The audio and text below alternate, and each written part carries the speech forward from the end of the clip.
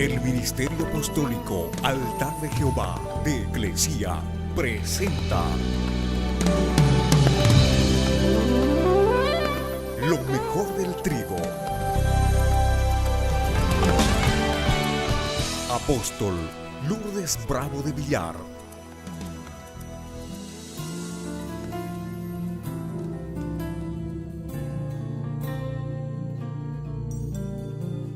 Vamos al Evangelio de Juan entonces, capítulo 16, versos 5 al 7. Estaba el Señor Jesús diciéndole a sus discípulos: pero ahora voy, le dijo, al que me envió.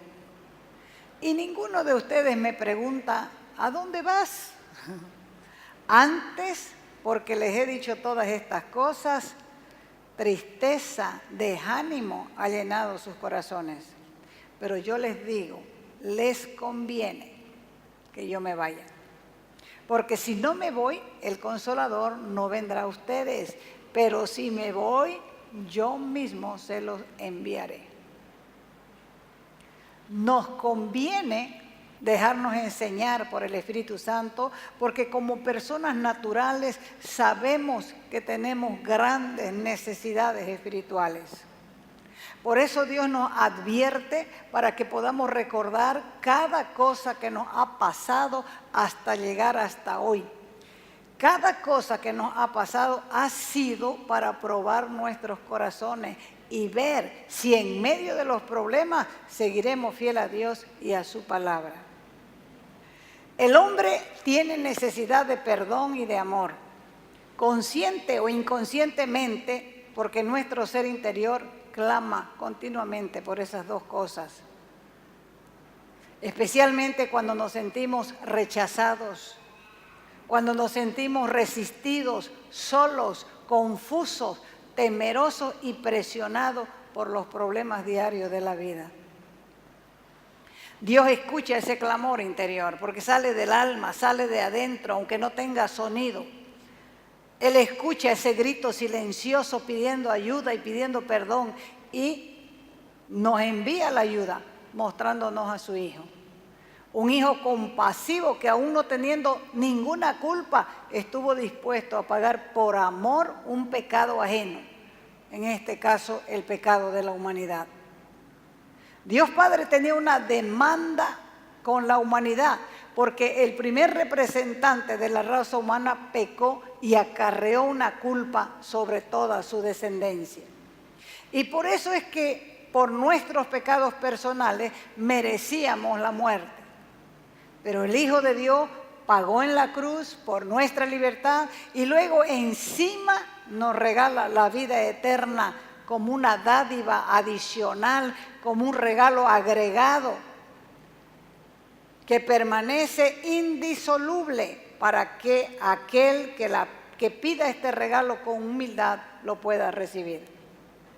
Este regalo el apóstol Pablo lo llamó el don inefable, que quiere decir el regalo inexplicable de Dios. Y Dios también escuchó el segundo clamor, el clamor de amor, y nos mandó su Espíritu Santo para que después de haber recibido a su Hijo podamos vivir una vida victoriosa, triunfadora, llena de aliento, de ánimo y de consuelo. ¿Por qué es que nosotros no vivimos esa vida así? Por falta de conocimiento. La Biblia está llena de bendiciones para los obedientes, llena, no son unas cuantitas, llenas. Dios Padre quiere que nosotros glorifiquemos a su Hijo, lo honremos. ¿Acaso no ha leído el Salmo 2:12? Si no lo ha leído, léalo. Honrad al Hijo, dice, para que no se enoje y perezca en el camino. Porque puede inflamarse de repente su ira. Cuán bienaventurados son todos los que en Él se refugian. Y es el Espíritu Santo el que toma lo que es de Cristo y lo hace realidad en nosotros. Y nos capacita con autoridad, con mando y poder para conseguir vivir una vida cristiana victoriosa. Entonces, para vivir una vida sana y limpia, necesitamos ese doble don de Dios. La obra del Hijo de Dios por nosotros y la obra del Espíritu Santo en nosotros. Nadie puede ser santo sin el Espíritu Santo. Nadie puede cambiar sin el Espíritu Santo. Alguien lo definió así: necesito a Jesús para mi vida eterna, pero necesito al Espíritu Santo para mi vida interna. Entonces, si creemos en Jesucristo, contamos con un poder que puede cambiar nuestras vidas. El arrepentimiento se define como metanoia. La metanoia es cambio de mente en áreas tan íntimas como son las profundidades del alma. ¿Quién es el único que nos conoce? El Espíritu Santo. Sabe lo profundo de Dios y sabe lo profundo del hombre. Por eso es que el apóstol Pablo escribió a los romanos y les dijo: no se adapten a este mundo, transfórmense. Y uno pregunta: ¿cómo? Y él sigue respondiendo: con la renovación de su mente. Si renuevan su mente, van a verificar cuál es la voluntad de Dios, lo que es bueno, lo que es aceptable, lo que es perfecto. Ese poder no está limitado, no es solamente para algunos. Dios puede cambiar completamente a una iglesia cansada en una iglesia viva. Una iglesia muerta en una iglesia resucitada. Así que Dios puede cambiar tu vida, Dios puede cambiar tu matrimonio, Dios puede cambiar tu familia por el poder de su Espíritu.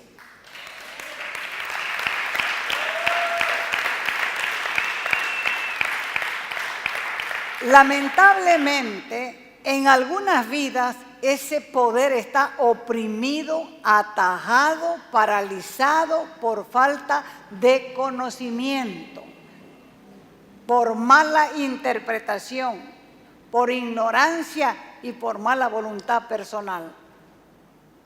El formulismo, los ritos religiosos y el temor al fanatismo han provocado una reacción en contra de la obra del Espíritu Santo de Dios en la vida del creyente. Y esto ha dado como resultado una congelación, un enfriamiento espiritual, porque no hay avivamiento lejos del fuego de la llama del Espíritu Santo. Todos los excesos con respecto al Espíritu Santo son un freno para que la gente quiera disfrutar de eso. Así que cuando el mundo mira a los cristianos, ya tiene una idea preconcebida, prejuzgada, anticipada, de que el cristiano es alguien pasado de moda, un fanático, un antipático, un ignorante, sin sentido del humor, incapaz de valerse por sí mismo, malo inclusive. Lo ven al cristiano como alguien que fracasó en la vida y no le ha quedado más que meterse a la iglesia a esperar la vida eterna, a ver si tiene una mejor suerte. Ese es el concepto que el mundo tiene de los creyentes.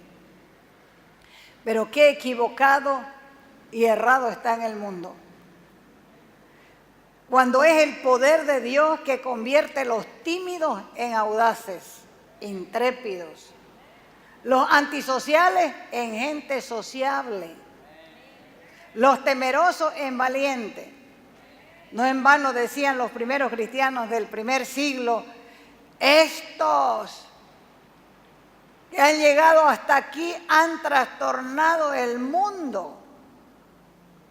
Porque los primeros cristianos hicieron temblar el imperio romano.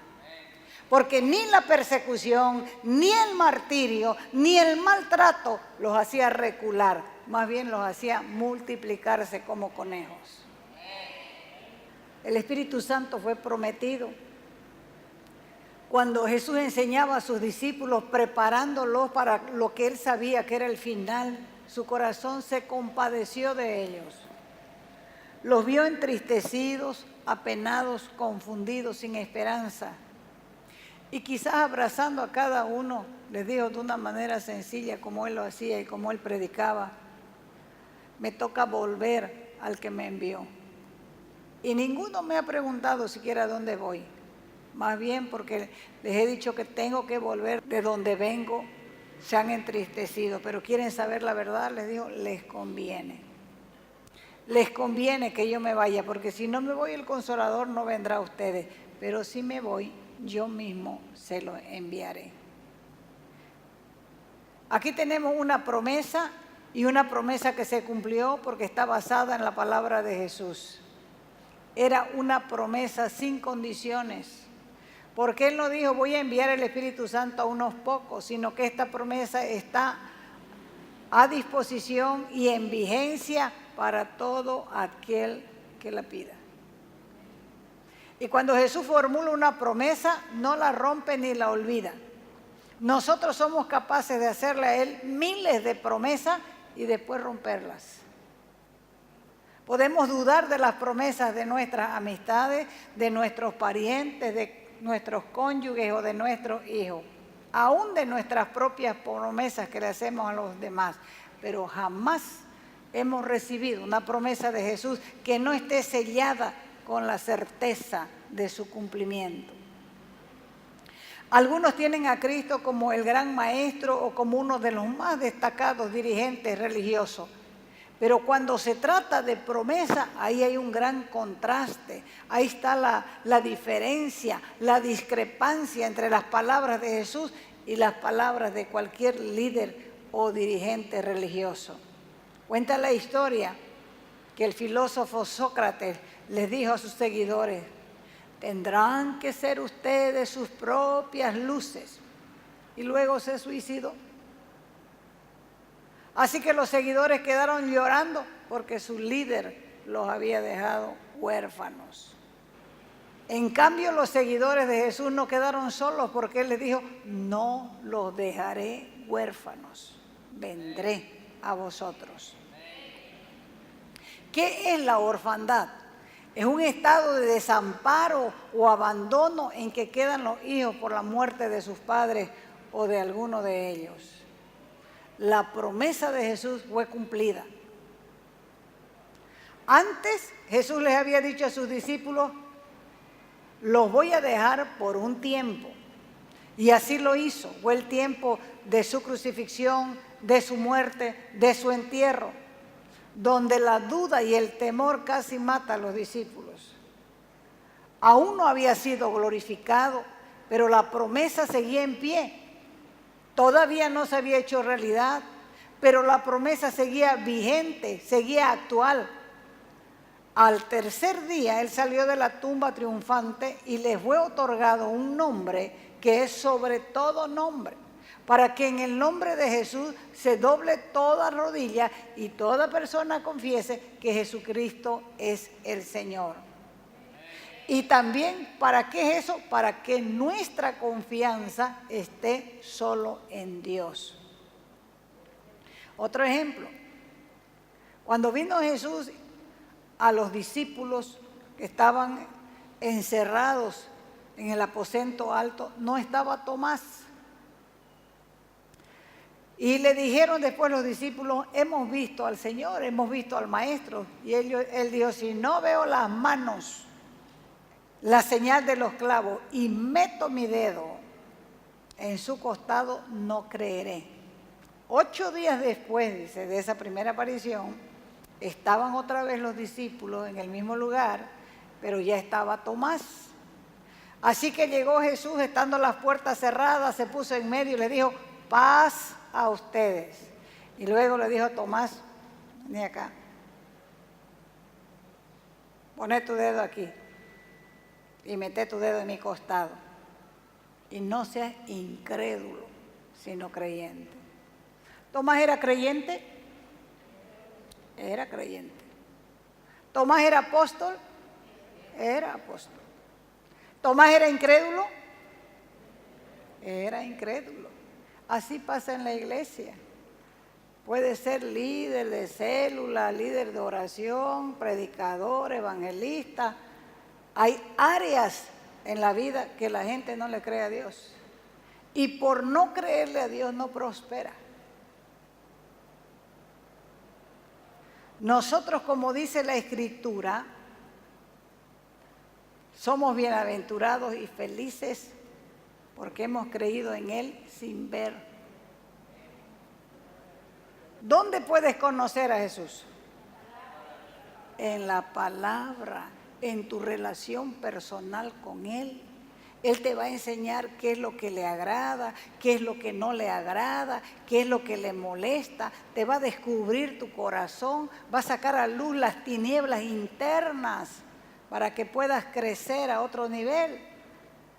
Recuerden que cuando Jesús se encontró con esos discípulos que iban camino a Emaús, ellos estaban hablando y Jesús se acercó.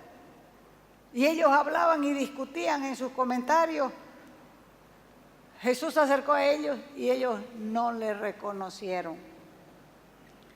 Porque sus ojos, dice la Escritura, estaban velados, tapados, cubiertos. Estaban razonando, estaban conversando, quizás preguntándose, pero ¿cómo es posible? Nosotros creíamos que este iba a reinar y resulta que ahora está muerto. ¿Qué vamos a hacer? Entonces le digo, ¿qué están discutiendo ustedes? ¿Qué están conversando? Y ellos le dijeron, ¿acaso no sabes de Jesús Nazareno? Un varón profeta, poderoso en palabra, en obra, delante de Dios y delante del pueblo. ¿Y cómo lo entregaron los principales sacerdotes a nuestros gobernantes? Lo sentenciaron en un juicio a muerte y lo crucificaron. Pero nosotros, dicen ellos, esperábamos que Él fuera el que había de redimir a Israel. Tenían una mentalidad completamente opuesta a lo que el Señor les había estado enseñando durante 3 años. Además le dijeron, de todo esto, hoy es el 3er día que esto ha acontecido. ¿Eran creyentes estos discípulos? Eran creyentes porque dice la Escritura que eran discípulos. ¿Creían que Jesús sería el Redentor de Israel? Sí, creían. ¿Y por qué no reconocieron que Jesús era el que conversaba con ellos? Porque tenían, dice, los ojos espirituales cerrados. Los físicos estaban abiertos, pero los espirituales estaban cerrados. ¿Qué necesitaban entonces para que sus ojos espirituales sean abiertos? ¿Qué necesitaban? Revelación. Revelación del Espíritu. Por eso es que Jesús les dijo, tardos, lentos, pesados, lerdos, para creer lo que el Espíritu ya había dicho. Y después de su resurrección, 40 días estuvo Jesús con ellos enseñándoles acerca del reino. Y les dijo que no se fueran de Jerusalén hasta que recibieran la promesa del Padre, porque todavía el Consolador prometido, el Espíritu Santo, no había venido. A los 50 días tuvieron una visitación del Espíritu Santo que llegó con un gran estruendo. Era como un viento fuerte, dice, que soplaba y los sorprendió a todos. Era la promesa cumplida. Ellos estaban unánimes. ¿Qué quiere decir unánimes? Tenían un mismo sentir y juntos. Pero unánime quiere decir un mismo sentimiento. ¿Cuál sería el sentimiento que ellos tenían? Una actitud de espera. Entonces, a los 50 días tuvieron una visitación del Espíritu que llegó con un gran estruendo, como un viento fuerte, dice, que los sorprendió a todos. Estaba cumpliendo Él sus promesas. Y desde aquel día está aquí. No tenemos que esperar. Él más bien es quien nos espera a nosotros para enseñarnos cada cosa que Jesús enseñó a sus discípulos. Porque el Señor dijo que el Espíritu Santo tomaría de lo suyo y nos lo enseñaría a nosotros. Entonces los cristianos de la iglesia primitiva, hombres, mujeres, jóvenes y aún niños, experimentaron ese bautismo de fuego, que es un bautismo de poder, porque estaban confiados en la promesa de Jesús. Jesús les dijo, no se vayan de Jerusalén. Y fueron transformados por ese poder. ¿Quién es la persona que Jesús prometió enviar en su lugar? ¿Quién es la persona que transforma la naturaleza humana? ¿Por qué? Porque todo lo escudriña aún lo profundo de Dios. ¿Quién es la persona que puede otorgarnos poder sobrenatural para enfrentar cualquier crisis? ¿Y sabe qué? Es el Espíritu Santo quien nos hace perdonar. Es el Espíritu Santo que nos hace olvidar. Es el Espíritu Santo el que nos enseña. Es el Espíritu Santo el que nos hace entender lo que Dios quiere que hagamos. Ahora, ¿cómo experimentar su poder en nuestras vidas en el día a día? A través de la comunión, de la relación, porque el que nació de nuevo, escúchelo bien, ha tenido la primera experiencia con Él. Es la primera, no se quede ahí. Es solamente la primera. Porque Él, dice la Escritura, es el que nos convence de pecado, de justicia y de juicio. La comunión con Dios tiene que ser, escúchalo bien, la prioridad de tu vida por encima de los afanes diarios. La comunión te hace crecer, te llena. Tu vida se torna diferente cuando tienes una relación con Dios. El que no tiene una relación con Dios vive haciendo macanas. No tiene freno. Nuestra vida es relación personal con Dios. Eso debe ser personal, presente y continua. Cuando ya te acostumbres a eso, igual vas a tener tu lugar, pero puedes conversar todo el día con Él. Ahí Él nos infunde fe. Ahí Él nos seca las lágrimas. Ahí Él nos revela su amor y nos hace sentir que aunque los demás nos dejen, Él está presente. Ahí Él nos enseña el plan de salvación, que si no fuera por Él, ninguno pudiera reconocer sus propios errores ni su necesidad de Dios. Por eso es tan importante que sepamos que el Espíritu Santo es Dios en nosotros. ¿Por qué creen que los discípulos le dijeron a Jesús, enséñanos a orar? Porque estaban mirando que cuando Él más oraba, más milagros hacía. Porque estaban mirando la transformación que tenía el hombre cuando estaba en comunión con su Padre. ¿Por qué creen que Jesucristo pudo ir a la cruz? Porque estaba consciente cuál era la voluntad de Dios para su vida. Por eso dijo Él, no se haga mi voluntad sino la tuya.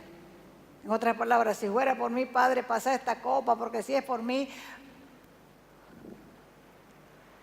quiero que pase esa copa. Pero agregaba, no se haga mi voluntad, sino la tuya. No se haga lo que yo quiero, sino lo que tú quieres. No hago nada, decía Él, por mí mismo. Lo que veo hacer el Padre, eso hago. A eso nosotros tenemos que apuntar. Entonces, ¿qué es lo que quiere Dios?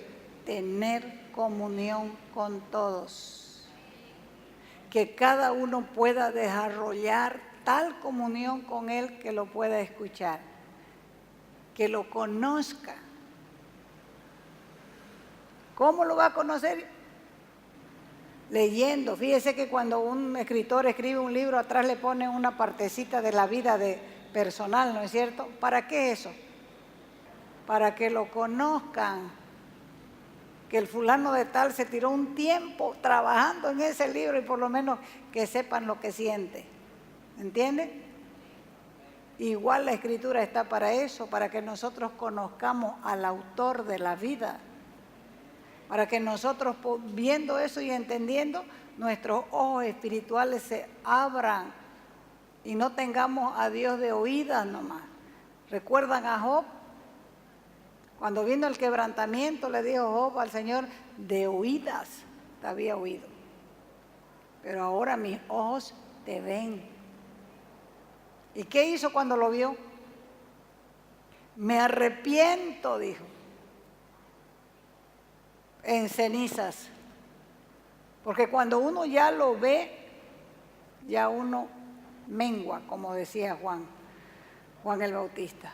Es necesario que Él crezca y que yo mengüe. Entonces, para poder ver, nosotros tenemos que menguar aquí, adentro.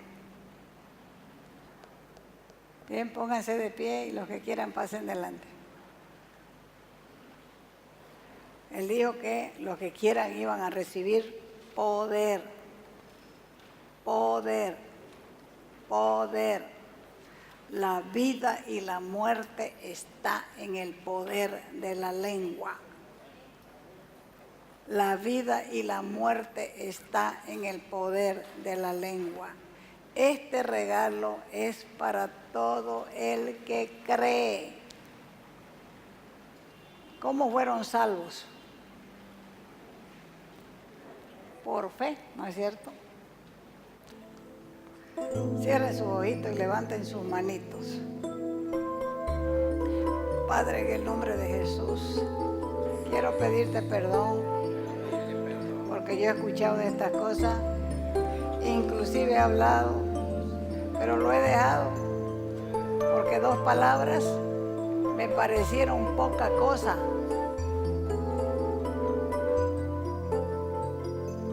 Reconozco que eso es humano, es carnal, porque vos no das el Espíritu Santo con medida. Si yo no he hablado, es porque he tenido temor, he tenido vergüenza de las cosas que no entendía.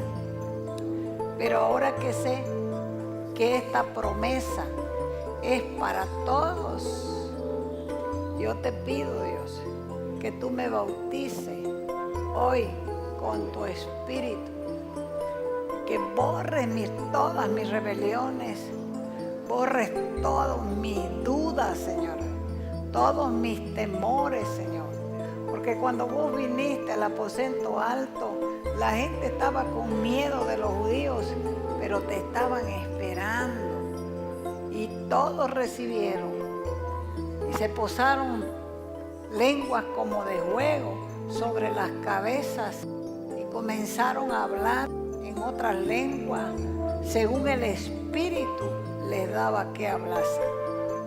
Yo te pido, Señor, que me perdones por la incredulidad de tus promesas y hoy, Señor, yo quiero que tú me bautices con tu Espíritu. Ahora, Señor, en el nombre de Jesús. Gracias, Dios. Gracias, Dios. Gracias, Eterno.